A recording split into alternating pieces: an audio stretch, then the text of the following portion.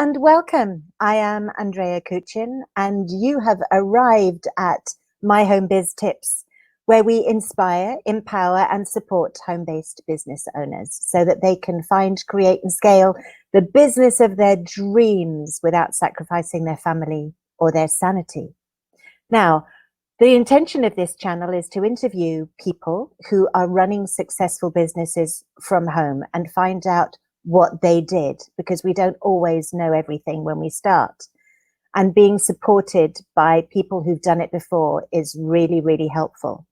Today, however, we have a double blessing, because not only are we talking to a woman who has done exactly that, but she also happens to be in the digital marketing space, which means she's going to give us lots of useful information about how we market our businesses online. I would like to introduce you to Sarah Lambrinos of Sites by Sarah. Good morning. Hello. Hello. Good morning. Thank you so much for asking me to be on your show. I'm very excited to talk to you, actually. Is it still morning where you are? It's actually just past noon. So I am in Salt Lake City, Utah, so Mountain Standard Time. Okay. And I'm in sunny San Diego, so we're on Pacific time. So this is the wonder of the internet. We can talk over time zones. We're time traveling today. I love it. I love it. And a lot of people are these days. Exactly. So, Sarah, you have been running a successful business from home for 13 years. You do, however, have over 20 years of experience in your field. That's right. Yeah. So I actually started to do some freelance web design for clients back in 2007. But the first website I built was in 1999. So, I've been in this space a long time. I know I'm dating myself here, but yeah. So I have worked a couple of different jobs, doing different things in the digital space, and really my passion kept pulling me back to freelance. And then eventually I made the break and went ahead and opened my own business in 2007. Right. So was your first daughter already born then? Actually, no. She was pregnant at the time. I was working as a internet news producer for a local television station, and just found it really kind of depressing to be putting all of these headlines online every day of pretty tragic, awful stuff. If it bleeds, it leads. And that to me was challenging. And so I decided, I was doing the side hustle thing way back then. And over some discussions with my husband, I, said, this is really what I want to be doing. And we went for it. So I was still pregnant with my first, my eldest, who's now going to be 13 next month, which blows my mind. And have actually, since I've been running Sites by Sarah, have had a second child as well, who's now 7 years old. So right. And you're still married? Yep. Still married. Still. And you live in a big house? Excuse me? You live in a big house? Yeah, I mean it's comfortable. Yep. I've got my office here, so I'm happy with it. And you have 2 dogs? Yes, we have 2 dogs, a couple of corn snakes, a goldfish, and now, of course, my husband working full time from home with the COVID situation, as well as 2 children distance learning for school. Okay. So you have a family. You've still got your family. Amen. Yes. And you seem very sane to me. So you've done it. I've done it, but it's been a roller coaster ride. And I really want to stress that to anyone who's thinking about, maybe just kind of going out their own direction and going off on their own, just prepare for a ride. Because it's, ups and downs. But yeah, I mean, right now, it's an interesting time in my business. I am actually doing a number of things that are allowing me to kind of expand and grow the business and grow my team. And so, my hours again are kind of stacking up as I'm ramping things up. But one of the luxuries, or one of the things that really attracted me to being my own boss, is that as my, family would ebb and flow, as my pregnancies would ebb and flow, I could sort of scale the business to, to meet my needs and to allow for me to be the mom that I want to be. But at the same time, there's been that kind of, heat on my back that like I do need to bring in some money to pay for the mortgage and to help contribute to the household. And so I've always had that mentality of, this is not a hobby. We are running a business here. It's been a great experience. So far it's been wonderful. Yeah. Yes, and you do a lot of big contracts. I mean, you've done government contracts, you've got all sorts of awards and accreditations for being a woman-owned business and that kind of stuff. And you're now in several locations, aren't you? Yeah, so we're headquartered here in Salt Lake City, as I mentioned, and we've recently, in 2020, in the last few months here, opened up in both Denver, Colorado, as well as Bend, Oregon. So yeah, it's pretty exciting to see the satellite locations coming together. The team has really gelled this year. It's been a number of years, a number of working with all different kinds of contractors, and folks, and really building the team and making sure that everyone is vetted. And I've had some great successes. I've had some trials in those areas as well, certainly. But right now it's such a blessing, and so it's really fun to see the business growing at the rate it is. So. And all this during the COVID pandemic, which has allegedly caused a lot of businesses to actually shut down. Right. And actually, it's really been interesting, because I know there are a number of businesses and, certain things that have had to close their doors and have, seen a reduction of hours worked. In my case, actually, what's happening is those businesses that weren't already online or didn't have much of a presence there or weren't selling their products online are now really realizing the importance of, like, hey, if we want to move this inventory, we need an e-commerce store, or if we want to sell our services, we need to be able to, do telemedicine or things of that nature to sort of adapt. That's definitely been the theme for me over the years. Kind of how I've managed to sort of keep my sanity through it all is really just the willingness to adapt, to pivot, and just kind of go with the flow. When I started building websites, it was primarily in Dreamweaver and doing HTML. And I remember Dreamweaver too. Yeah, you remember Dreamweaver? I mean, it's still a product. And what an amazing name. I still have clients that do use it, but what I found is about 2 years into my business, WordPress was getting all the attention, and Joomla and Drupal and other content management systems. And for me, I have that soft spot for the small business owner, for the entrepreneur, the solopreneur. And a lot of my clientele really enjoy being able to go in and make their own updates and update their calendar and add new headlines and information. And so with a content management system that would allow them to do that, I recognize really quickly, especially a lot of the nonprofits that I support, probably half of my clients are nonprofit.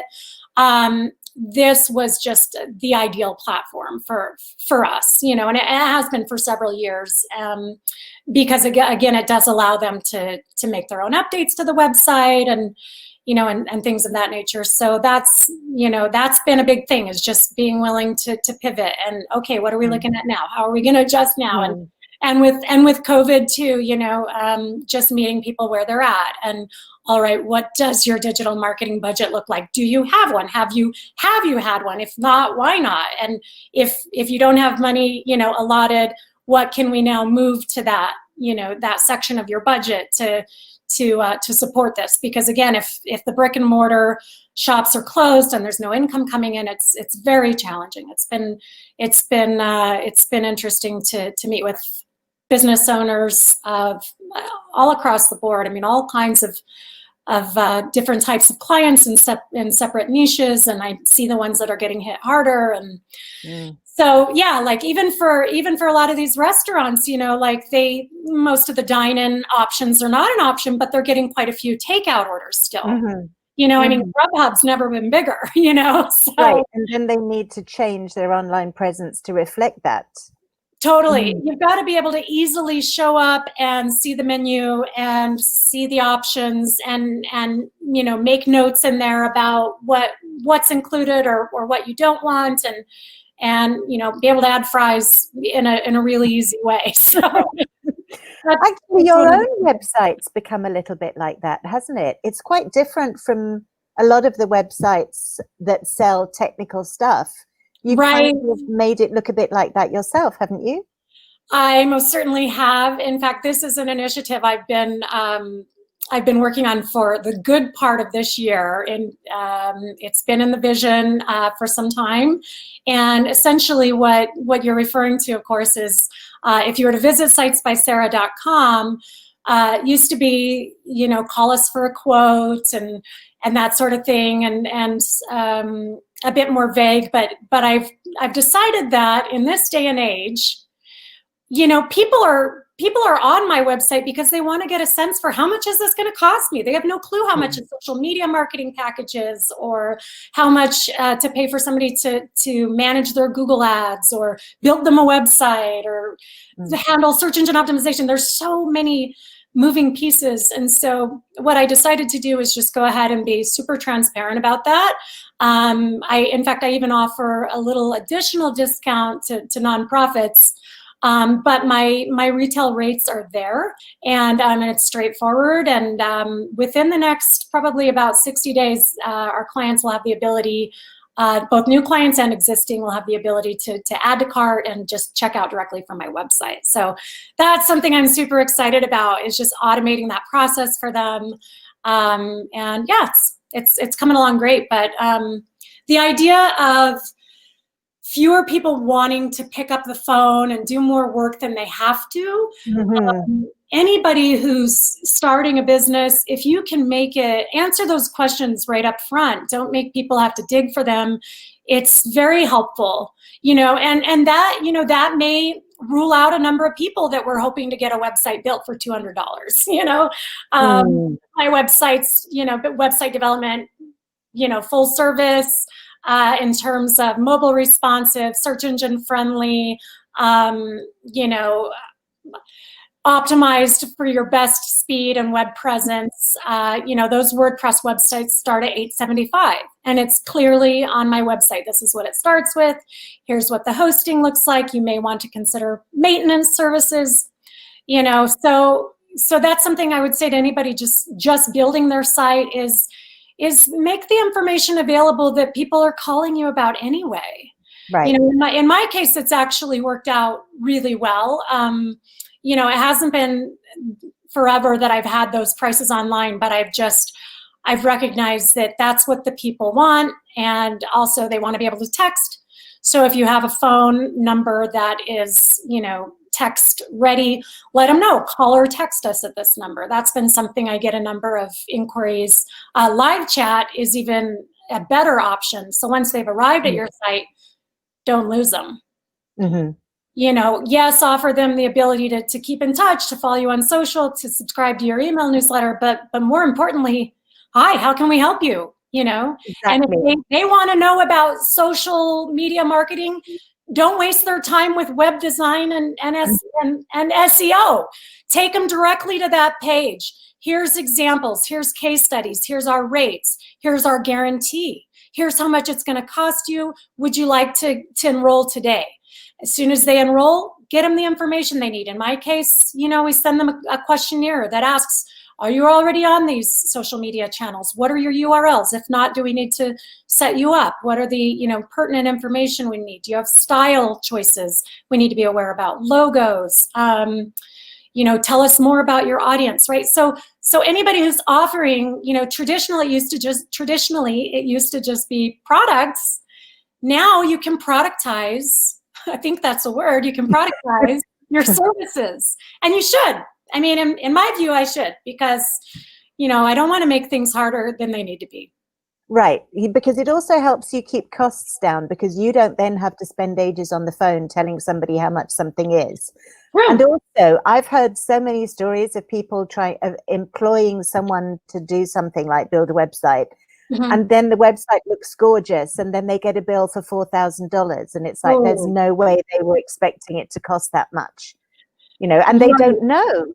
They don't know Mhm, upfront. They don't know in advance, mhm, mhm. and that's really helpful to be able to get all that data right from the beginning. Right, right. And so, 95% of the projects that I build, the things that I do, are all going to be pretty straightforward in terms of like, go to our price list. That's what you're looking at. That's what it's going to cost you. And then for for those kind of more custom things where they say, yes, but we also want to integrate online booking, and we're going to need, some other types of services, maybe the live chat and things like that. If they can't just ticket and add to basket, then we do recommend that they do either fill out a form or give us a call so we can give them that custom thing. But you raised a really good point about people not knowing how much to pay for certain things. One of the critical things that I've learned over the years is that it's so important to get agreements in writing. And it's really valuable, not only to myself as the provider, but also to my clients and anybody who's looking at getting a website built or any other types of services. I do recommend, getting, once they tell you, hey, it looks like it's going to cost you about this much, maybe they throw out a number, $1,500. Please do yourself a favor, make sure you get it in writing. And if they're professional, they'll actually send you sort of a proposal or at least a very clear email that says, for this amount of money, you'll be getting XYZ, very clearly outlined. I've become very detailed in my proposals and in my letters of agreement so that there's no question about, oh, I thought that was included, or, oh yeah, we can do that for you, but I always give them the price up front. I say, oh, okay, that's going to be an additional $200. I figure out about how many hours it's going to take us to code it, who's going to be involved, what information I need. And I like to give them that information right up front. So to those that are looking, not only look for that really clear agreement proposal that you can sign, that's in writing, that you both are on the same page with, but be sure to vet people. Be sure to vet agencies.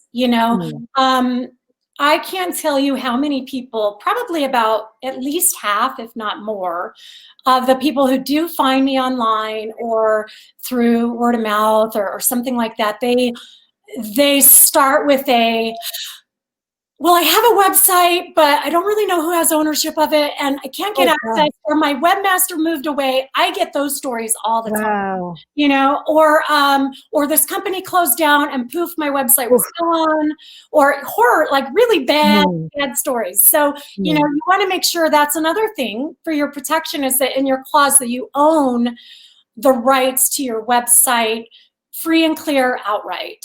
That it's copywritten in your agency's name, in your new business's name. For instance, when I build a WordPress website, it's very clear I provide administrative access, and it's yours. You own it. If it's not working out, or you've got a nephew or somebody who can do WordPress, and you want to give them access, they'll have full administrative access and they'll be able to do it. It's nice to have an open source content management system. You don't have to, but unfortunately with a closed source CMS, if that company were to go away, it's just sort of a matter of time before that code is no longer supported. I mean, Chrome in the last month alone has probably rolled out 8 to 10 different updates. It's been crazy. And the compatibility pieces of it has to be compatible with the browser. And then do you have a web host or web server that's running the latest versions of PHP? If you have a WordPress site, are there plugins that are inactive, not being used, that are creating security vulnerabilities? So there's all these questions. And the reason I mention that is because if you do decide to go with like a WordPress platform, you'll want to think about making sure that you have adequate protection for that in terms of a maintenance plan. And any good provider should be able to share that with you or refer you to someone who can, because unfortunately things like like WordPress hosted hosting plans don't actually do anything with the versions of WordPress or the plugins. So you want to have an agency, somebody who's taking regular backups, who's making sure that the health of your server is at the top of its game, so that your site is loading and functioning at the top of its game, that all your plugins are current and updated. That would be the only drawback to a content management system, especially one as successful and popular as WordPress, is these hackers out there, believe me, they're not going manually one by one and looking at your site. They are running scripts that are looking for anybody who's running the last version of WordPress, or anybody who's running an outdated plugin. And so, you know, they're essentially, you know, replacing your sitemap and causing it to break and things like that. So, yeah, I mean, it's a risk, but if you have a good provider that's, you know, like right now, we've actually just decided, rather than making web hosting and maintenance two separate things, we've just put them together into one package, because you can't in good conscience build someone a WordPress website if they don't know how to take regular backups, run the latest updates, make sure that everything is in good shape. And most people don't know that, because why would you? You're in the business of running your business. You're in the business of doing what you love, hopefully, of doing what you enjoy, what you're good at. And if that's not, you know, building a web presence, then find somebody who is talented, who can help you do that, you know? Right. So let's go back to basics now, because you've gone into a lot of detail, and gosh, I do hope people are taking notes, because you are fast. You're fast, you're reliable. And before you carry on, you also provide really good guidebooks after you've built websites for how people can make changes. And so if they do go off by themselves. And I think that probably is another one of those things that makes you different from your average web design agency. So that and the adding to cart thing. But say we're starting out, because a lot of people are right now, a lot of people are beginning a side hustle because they don't know how long their job's going to last, or they're working from home anyway, thinking, okay, I could do something else on the side. So where do we start? Because I've heard people say, oh, you don't really need a website, you just need a Facebook page. So how does that really work? What's the real truth about all that? Well, there are lots of businesses that truly do just run from their Instagram, run from their Facebook. They seem to be doing okay with that. But there is the risk that what happens if Facebook comes down? Even if it just comes down for, you know, a week at a time or something, like something, for whatever reason, you know, they get in a lawsuit, or there's some reason that it's somehow deemed, you know, like not a good platform for businesses. That could happen with anything. If you're putting all of your eggs in one basket, whether everything, all your marketing is through LinkedIn, or everything is on Instagram, or everything is in your Facebook page, just be careful, like be mindful of who your followers are. Try to find a way to collect their email addresses, so that if anything were to happen, you could still reach out to those people. You would still have that network to leverage. So that is my only reservation there. I mean, frankly, there are lots of really good tools out there, you know, that will allow businesses to very affordably put up a website.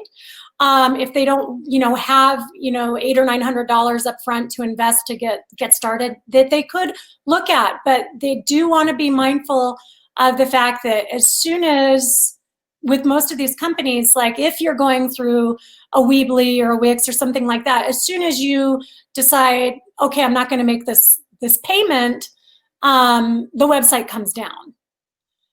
Right. So it's something to just be mindful of. You're essentially renting that rather than owning it outright. And so, you know, that I say that because it leads into my next point of, you want to have something you own.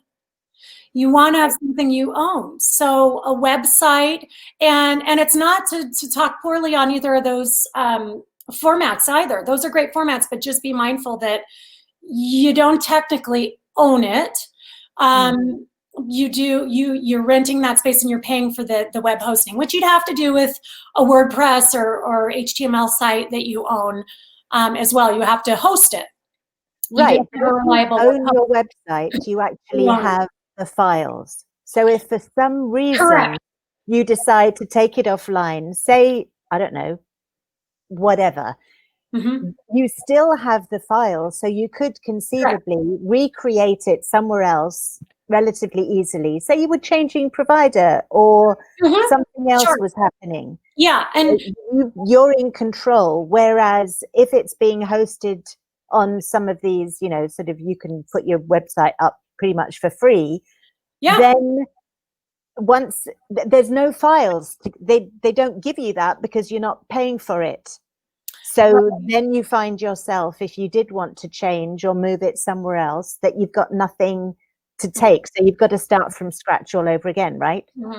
Yeah. Yep.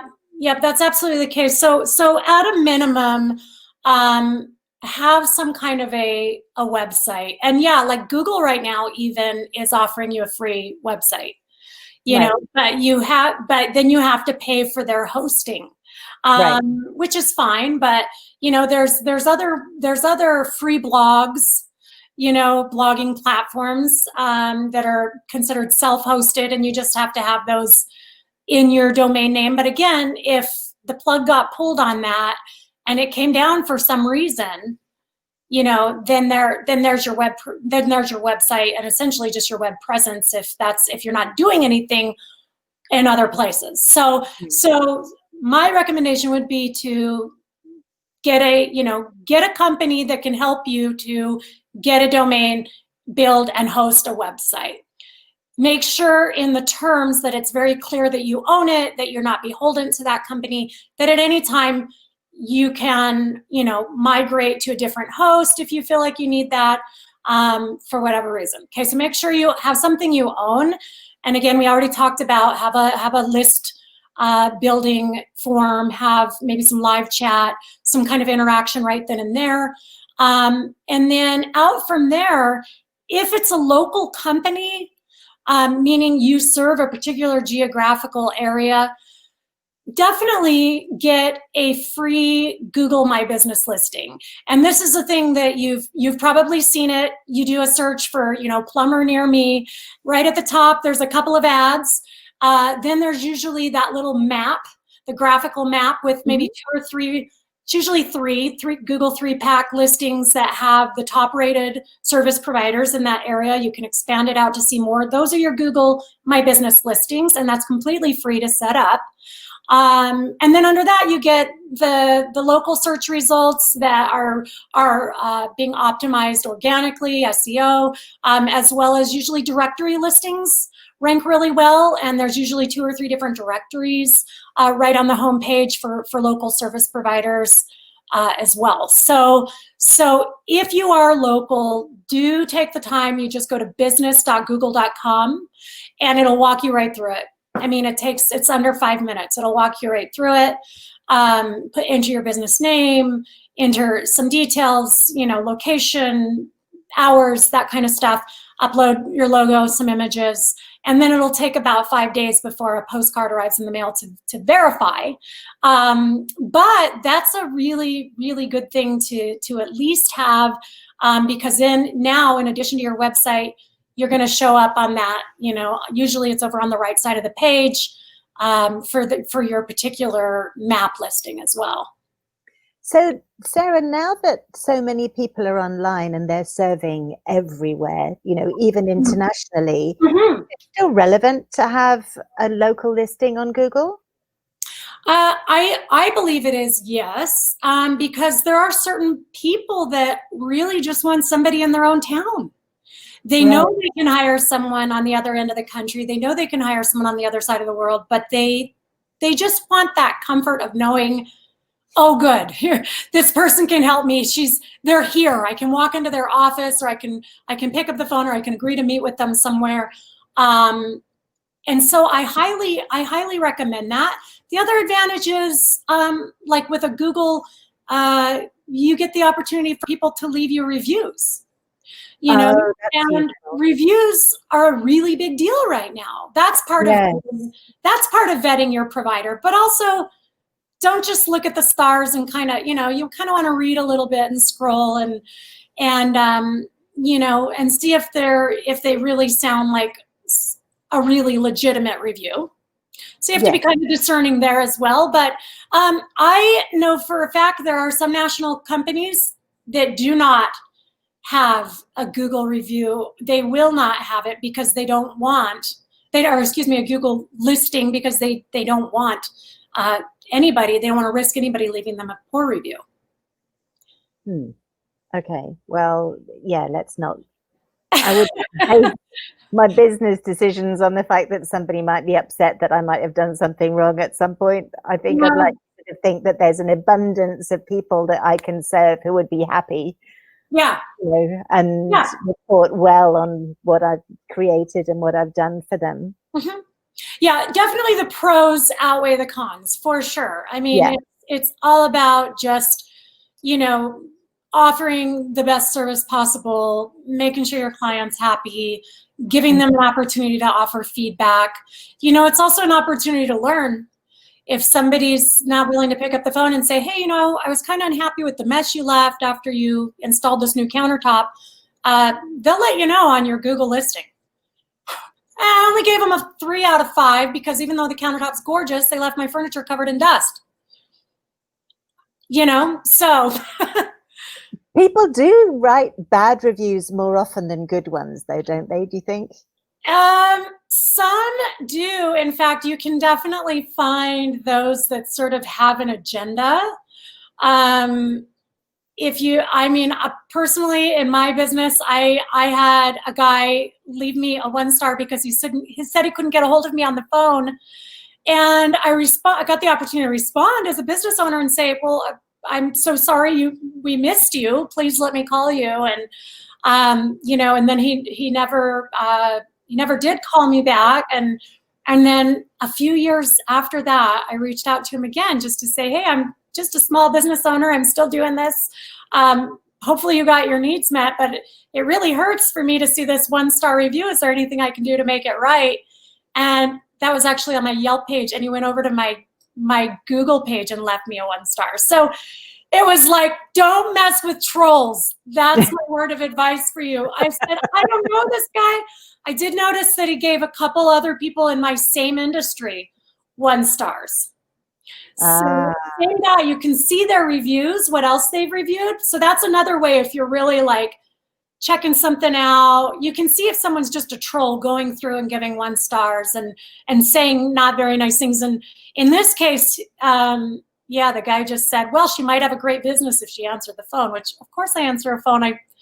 It's my business, Right, but anyway, I thought maybe he'd say, you're right, I overreacted, let me adjust it. He went and double whammied me. So fake name, fake profiles, you have to be careful about that too. Most important thing is like vet people, trust your gut. They should be willing to provide you with some references. Right. So as a business owner, if you're just getting started, whether it's cleaning houses or providing legal services or whatever your service is, make sure that you can share some, hey, I'm just getting started. I don't have any reviews yet, but here's John Smith, here's his phone number, here's some photos of some work I did for him, whatever it takes, whether you clean houses, you just got to show up and just start doing the deal, Right. So we set up a little website. We gather email addresses. You said somehow. What other sort of really important things should we be doing as business owners? Well, so the website, the Google listing, social media presence in the channels that are relevant to your industry, or in, so if it's professional services, for sure you need to be on LinkedIn. That's where business owners, business people are hanging out, are getting their updates, are getting their information. You got to be on LinkedIn.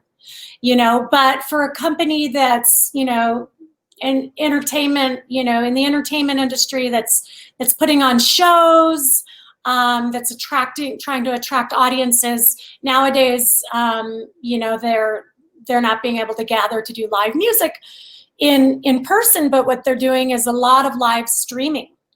Lots of live streaming of local musicians and shows of that nature. And so they got to be on Instagram and Facebook and places where their fans, you know, are hanging out, where music enthusiasts are.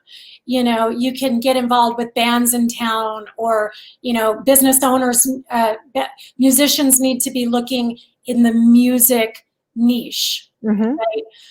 Lawyers need to be listed in Lawyers First directory listings. You know, so that's another thing. You can do this. Again, you have the option of just kind of going in, looking for your industry niche, entering your business details the same way you did for Google My Business into a directory listing, so that you're getting local citations, all of these little pieces. So I look at it as a wheel. So at the hub of the wheel is the website, and then the spokes out from there connect to, you know, the different social media channels, the local citation building, the directory listing, other bloggers, other blogs that you can serve as a guest blogger on, that you know, then link back to your website. Lots of ways to you know, to put your services out there completely free of charge. You know, to do this stuff yourself. And so, you know, a lot of times what I'll do on my social media, you know, like on Sites by Sarah, Facebook or Instagram, there I blog weekly. So there's all kinds of free tips. It's all designed for DIY people, DIY business owners. It's like letting them know bits of information, what they need to know, what's changed with the latest update to Google's algorithm, how to stay relevant and visible in search engines, what's going away, what's coming up. I mean, the next big thing is video testimonials. That's the next big thing. You're going to be seeing, not only are you going to be reading these and seeing the 5 stars, you're going to see someone pop up and say, oh my gosh, Angela did the best job. I'm really grateful I hired her. You got to hire her. She's awesome. So that, be on the lookout for that, you know. And if you have SEO, I mean, this is for newbies mostly, but if there's anybody listening in that has an SEO provider, make sure they're getting you optimized for voice search. Hey Alexa. Is that a thing? Oh, you bet. When they say, hey Siri, find me this. Hey Alexa, where's a dentist near me? Or hey Alexa, where can I buy XYZ? If you're not optimized for voice search, it's a problem. And just because you're hitting it out of the park with organic search for search terms that are being typed in, and the results, you're coming up on the first page, try it as an experiment. I challenge anybody to do that. Say, hey Alexa, find a web designer near me.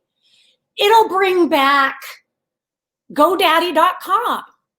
Like, what? That's not a local business. That's not, you know what I mean?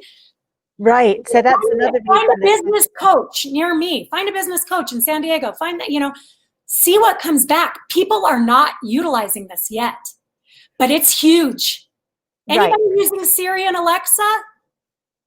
Bingo. So you're talking about when somebody uses their voice to do a search. Voice activated search, correct. Right. You're not talking about where there is voice inside material that's online. For example, this goes online. This is voices. This is not searchable yet. Yeah, it is searchable, but most 99% of the websites out there are not optimized for voice search. It's very new, but holy cow. I didn't it's the low-hanging fruit. Yeah, I didn't even know that existed. That's exciting. Yeah, that's actually coming out in my blog in about, not this, I've already got something slated for this Monday, but the following week I've got an article on that coming out. How to do that. So where's the blog again? Can we put that up on the screen? Sure. It's just sitesbysarah.com. Should I type it into the chat /blog? There we go. Sitesbysarah.com. Perfect. So that's where we find you. And the little logo that looks just like you at your computer. Yes, with my laptop. I've got God, another. actually, it's the spitting image. It's the spitting image of you. How perfect. Okay. I just need teal frames. These are a little darker blue than they need to be, but okay. yeah. So is there anything else before we talk about how you actually managed your business? And because I've got a couple of little questions I'd like to throw at you. Okay. Is there anything else that's absolutely essential for business owners to think about in terms of marketing themselves online? The key takeaway is be willing to be visible. Mm-hmm. Take lots of pictures. Use lots of hashtags. Wow. Seriously. And because we've been talking about optimization for the website, but think about optimizing your social presence, particularly Instagram and Twitter. Hashtags, use your city name, your state name, local business, woman-owned, Black-owned, whatever your particular niche is. Identify all of those things and not only put those hashtags, but go ahead and explore those. After you hit publish, go ahead and click on those hashtags. Find some of the other businesses, whether they're competitors and because we can always learn from our competition. We don't need to be afraid of our competition. We can be grateful for our competition. They're constantly teaching us and showing us new things. And you never know when your business gets so successful that you need some help, that if Right. you remember, oh yeah, I clicked on that hashtag and I saw this other company and I really liked what they were doing, rather than feel threatened by that, say, how can we form a partnership? How can we, this is how I'm going to leverage and grow my business.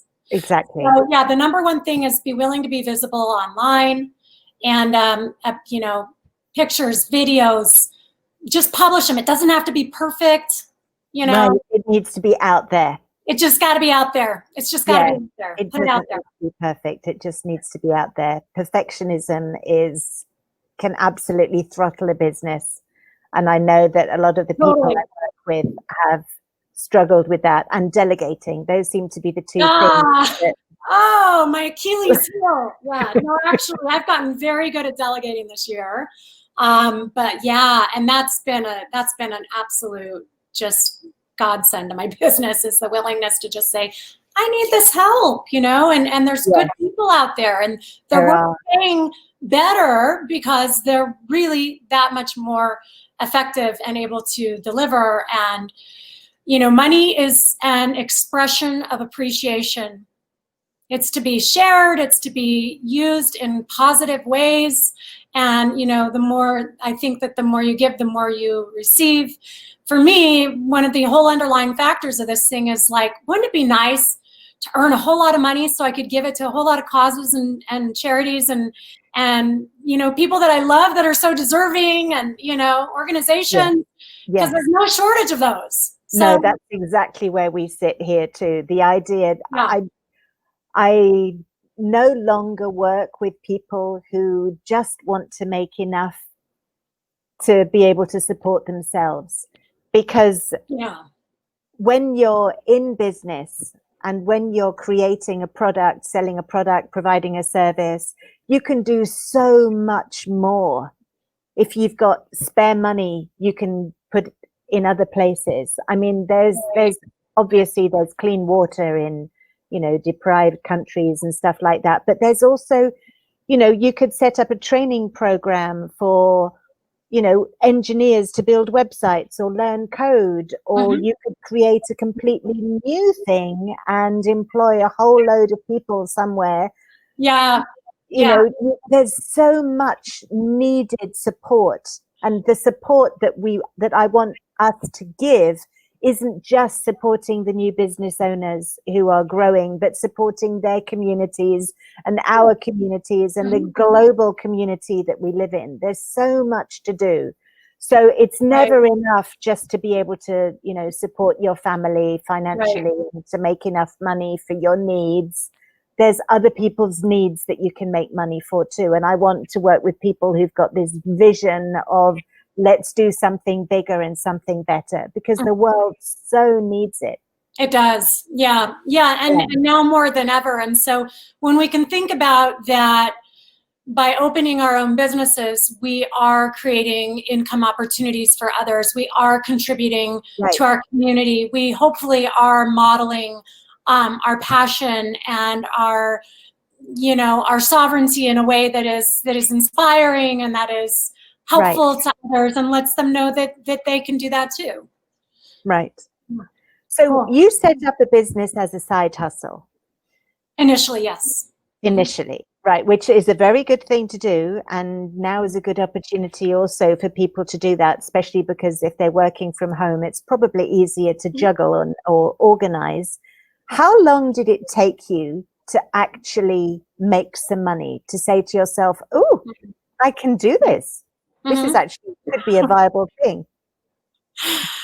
Well, so like I said, I kind of put that pressure on myself from day one, because I was like, oh, I'm taking this huge leap. And, I needed to reach a certain amount to like pay in each month. And of course, as life would have it, those numbers have kind of gradually gone up over time. We now have, used to be just my husband and I, we now have, like, as was mentioned, 2 kids in the house and things of that nature. So, boy, I mean, I was always able to kind of stay afloat. But there were a lot of like living check to check, month to month, the grind, which is hard, because I knew at any moment I could just say, forget about this silly dream and just go get hired somewhere for a great salary, paid time off. What's that? Full health benefits, the whole nine. So that temptation was always kind of there. And, but there was something bigger at work that was like, no, I want to be able to have the flexibility. I want the freedom that I've worked this hard for, and I'm going to keep with it. And, so I don't know if that fully answers the question or not, but. Well, no, it does, because you said that you set high targets. You are, that's how you operate. That's why the product that you create is so good, because your targets are very high. But you were making money from early on. Now, whether that was enough or not is a different thing. It seems to me as though when you started, there was a lot that you didn't know. Oh, loads. Yeah. Right. And our purpose, and our purpose for our viewers and the people who visit our website, MyHomeBiz.TIPS, is that we can help them with that information, so we can speed up that learning curve. Right. Okay.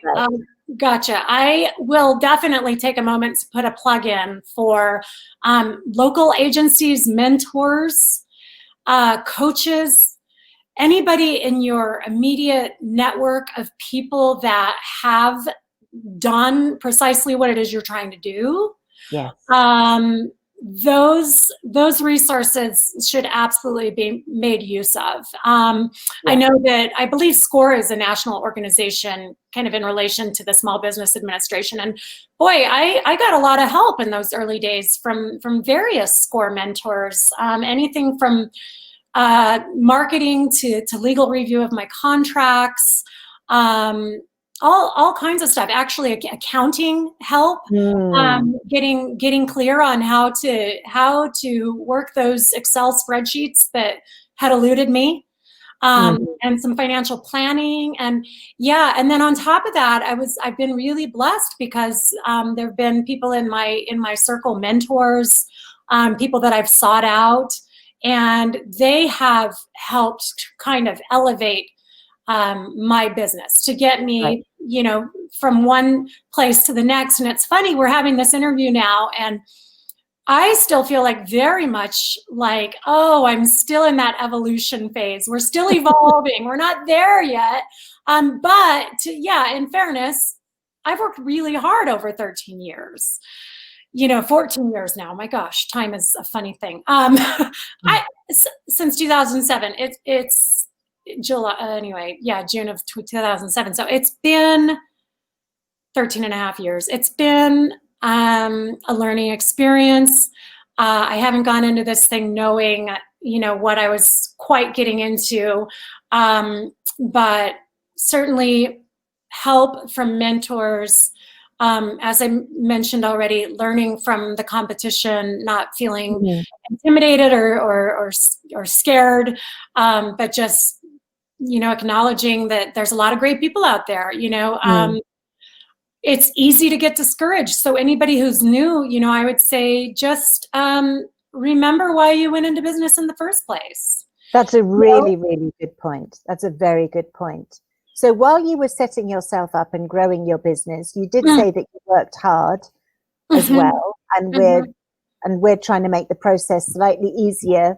Okay. So that people learn a little bit more, so they don't have to work quite so hard, as in 20 hours a day. We don't want people to have to go through that. Did you make any serious mistakes? Is there anything that you did that you wish you hadn't? Yes, again, just being vague about the details is never helpful. Whether it's entering into some agreements, not only with clients, but even partners that were collaborating on a particular project. I'm going to handle this end, you're going to handle that end. And then when the rubber meets the road, finding some areas where it's, contentious or difficult and just having to keep, okay, let's, give and take. All right, let me take care of that part, you take care of this part. And finding those partners, it's quite a navigation, and so that's where I could look back and go, oh, if we had clearly communicated this in writing and clearly just each of us kept up our own end of the bargain, then we wouldn't be having these struggles and these difficulties. And so that was something along the way. Would you say that was your most important lesson then, communicating clearly what's required on both sides? I would say the single biggest lesson actually has to do with letting go of the fear and the control of trying to do it all. So the biggest lesson truly is for me, in the case of not just having a business, but running a business and trying to grow the business, is bringing on more people and delegating more tasks and being willing to take the time to, train where necessary and hiring the right qualified people to step in and take over certain parts of the business. And so now I have somebody who's over client relations. I've got somebody else who's handling all of the financial and invoicing, and I've got somebody else that's sort of the key go-to person for various hats. I'm no longer, I'm a long far away from having worn all the hats anymore. In the first 2 or 3 years, I wore all the hats. I built the site, I designed the site, I did the marketing, I did the, and it's great. That's a great way to just kind of dive into the deep end of the pool. But what I found was it's nice when the phone rings that somebody else can answer it. It's nice when the email comes in that somebody else can respond to that. It's nice to say, you know what, let me have you talk with our lead developer and set up a video conference or a telephone call and delegate in that way. There are certain pet projects that I still really enjoy. Isn't it? The fact that you can work on pet projects while somebody else is doing the day-to-day stuff in your business and making it work and operate and function and bring in a paycheck. Yes. Right. So in the last few minutes that we've got left then, what is the secret to making it all work? Because I know that you're out at weekends on your mountain bike with your family. I know you're doing yoga. You have talked about how hard you worked at the beginning, but how are you balancing these things? How did you manage to do that? What's the secret?